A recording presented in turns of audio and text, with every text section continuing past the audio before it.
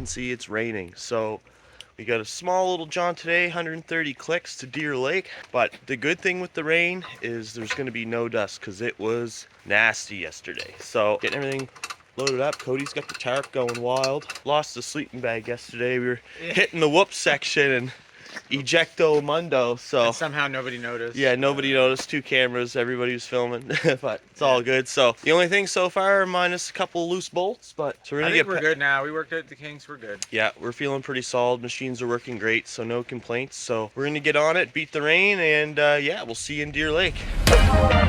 Welcome to part 2 of our Newfoundland Trail Guide series. Today we will cover 130 kilometers from Stephenville to a friend's cabin at Island Pond near Deer Lake. So we stopped, we grabbed some Timmies, and we started heading north.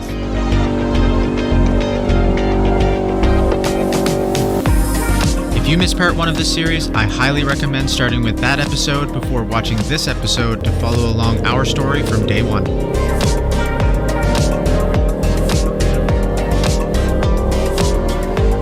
So, after a little barren land running and passing some really neat properties right on the trail, it started getting a little more scenic as we approached Cornerbrook. And one thing I can say for sure is that these railbed trails into Cornerbrook are very well maintained and will provide you with a smooth, comfortable ride. As we got closer, the rain continued and we got a nice little overlook view of the town outskirts. And not knowing what to expect next, we continued to be wowed by the vast scenery on our way into town. No camera will do this justice, you're just going to have to see it for yourself. And again, the surreal feeling of just riding on the roads, blending in with traffic it was unmatchable. Just look at these side-by-sides and these ATVs just roaming around town freely. Thank you, Cornerbrook, for allowing this, and please, we need more cities like this because these are nothing but positive vibes. As we ventured deeper into town, it became more clear why this city existed in the first place. So I read up that in 1925 there was a paper and pulp mill that was constructed, which started the transformation of Cornerbrook from a small bustling sawmill center into the largest industrial city in western Newfoundland. Cornerbrook is known around the world as both a popular tourist attraction and one of the best places to live, work, and do business in all of Newfoundland. And our experience here was absolutely breathtaking. It is so beautiful. So here we are. Welcome to Cornerbrook. This place is pretty sweet too.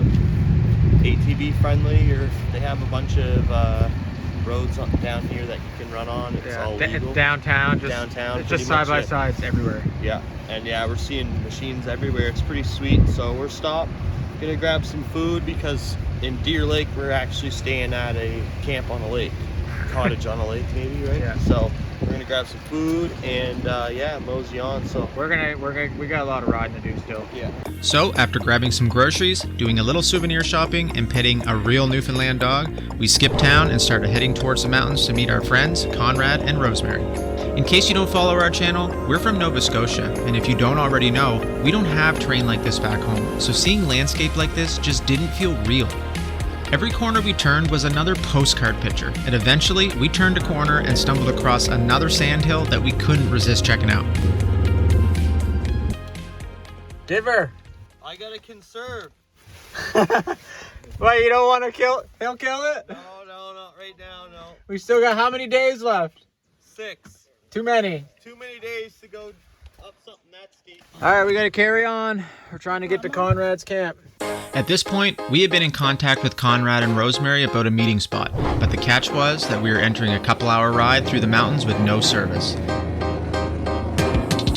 And this is where the terrain changed. This was the scenery we expected from Newfoundland from the beginning, and it did not disappoint us. And even though we were on a tight schedule to meet our friends, we couldn't help but get distracted when we see rest stops that look like this.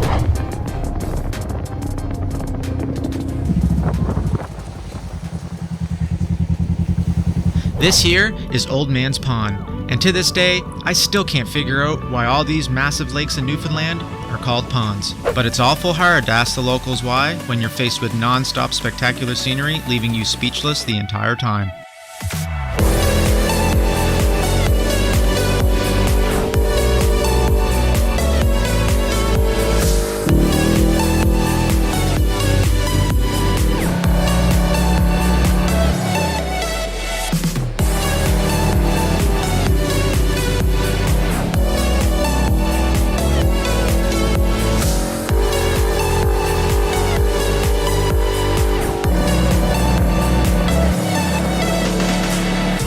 Eventually, we arrived at our rendezvous spot and was greeted the Newfoundland way with a "what he at?" Then we set off toward Island Pond to the cabin where we would spend the next 2 nights.